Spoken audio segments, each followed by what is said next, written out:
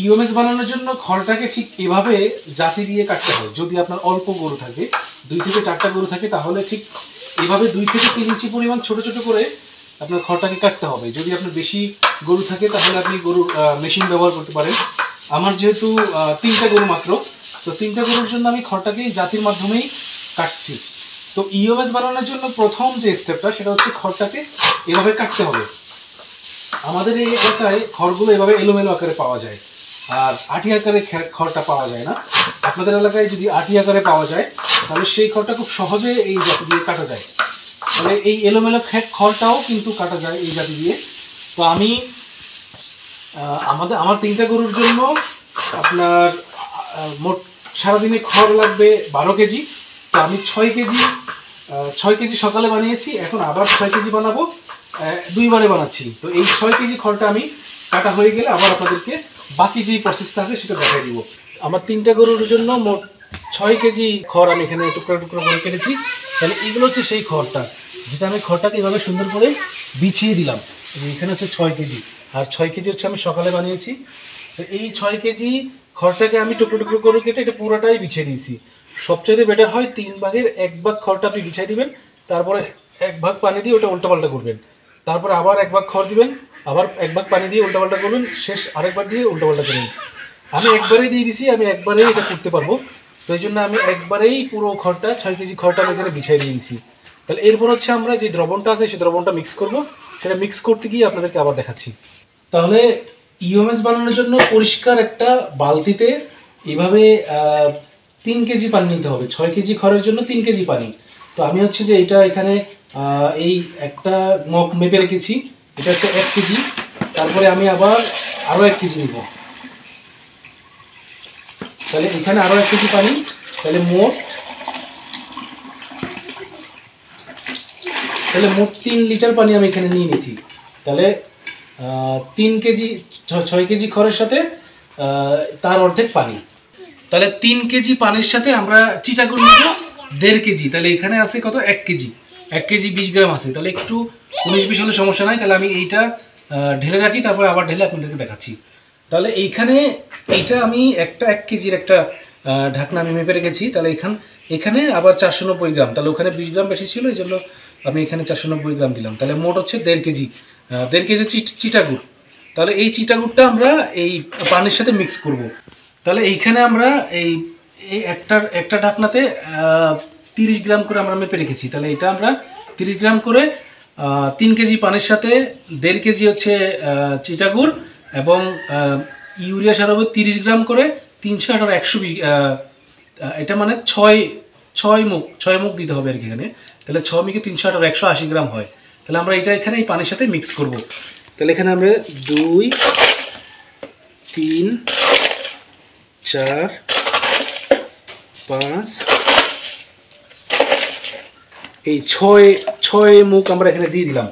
তো এরপরে কাজ হচ্ছে যে এইটাকে ভালোভাবে মিক্স করতে হবে। তাহলে আমরা সম্পূর্ণ দ্রবণগুলা এখানে আমরা কি দিছি, পানি দিছি 3 কেজি, তারপরে চিটাগুড় দিলাম 1.5 কেজি, আর 180 গ্রাম হচ্ছে যে ইউরিয়া সার। তাহলে আমরা এখানে এই পুরো দ্রবণগুলো ভালোভাবে মিক্স করব। তাহলে আমরা একটু দেখি কীভাবে আমরা মিক্স করতেছি। এই যে এইভাবে দ্রবণগুলো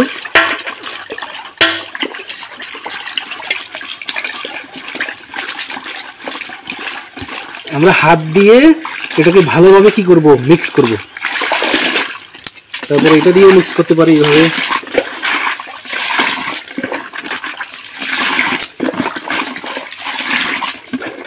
তাহলে আমাদের যে দ্রবণটা আমি মিক্স করলাম, এটা একটা ঝর্ণা বা মগের মাধ্যমে আমরা কি করব, এইভাবে ছিটিয়ে ছিটিয়ে পুরো খড়টাকে দিয়ে দিব।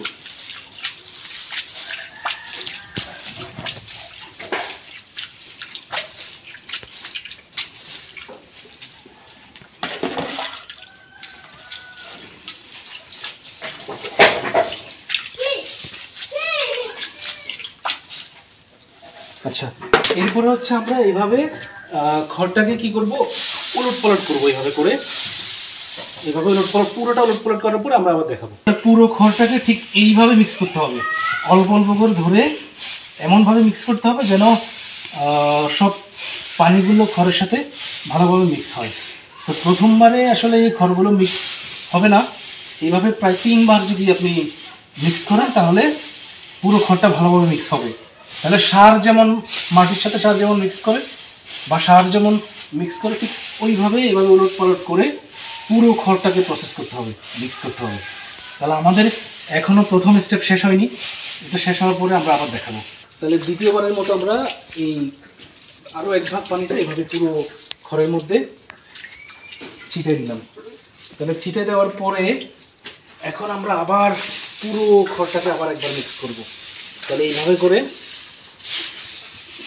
তাহলে আগের চাইতে এবার খড়গুলো আর একটু ভালোভাবে মিক্স হবে। এইভাবে করে আমরা মিক্স করে করে এক পাশে রাখবো। স্টপ করে রাখতে পারো। তাহলে খড়গুলোকে ঠিক এইভাবে এক জায়গায় কয়েকবার যদি এভাবে উলটপালট করেন তাহলে খড়টা ভালোভাবে মিক্স হবে। দেখেন, তাহলে এই পানির সাথে এই যে দ্রবণটা আছে খড়ের সাথে ভালোভাবে মিক্স হয়ে গেছে, যেন খড়টা আস্তে আস্তে সফট হয়ে যাচ্ছে। তো এইভাবে করে পুরো খড়টা আমরা শেষ করে লাস্টবারের মতো আরও একবার পানি ছিটিয়ে দিব এবং এভাবে মিক্স করব। তাহলে শেষবারের মতো আমরা এভাবে পানি ছিটিয়ে পুরোটা দিলাম। এবার আমরা এই শেষবারের মতো খড়টাকে ঠিক এইভাবে উলটপালট করব। দেখেন, এখন খড়টা একদম ভিজানো হয়ে গেছে আর হচ্ছে যে একদম সফট। যেমন শুরুতে যখন খড়টা বিছানোর পরে অনেকগুলো দেখা গেছে, তখন এই পর্যায়ে দেখবেন যে খড়গুলো অল্প হয়ে গেছে। তাহলে খড় এবং দ্রবণের সাথে ভালোভাবে এইভাবে 3 বার মিক্স করার ফলে পরিপূর্ণভাবে মিক্স হয়। দেন একেবারে মিক্স শেষে আমি আপনাদেরকে আবার আরেকটু শেষে দেখাবো। তাহলে খড়গুলো মিক্স করার পরে এইভাবে মাঝখানে আপনার যে তেরপালটা আছে তেরপালের মাঝখানে এটাকে টুপ দিতে হবে। তারপরে তেরপালের যে কোণা আছে, যেমন এই কোণার সাথে এই কোণাটা দিতে হবে। এবার হচ্ছে যে এইখান থেকে এই কোণাটা এই কোণার সাথে এবার এই কোণা নিতে হবে। তাহলে এইখানে যে একটু খোলা থাকে তাহলে এটাকে এইভাবে মুড়িয়ে দিতে হবে। ব্যাস,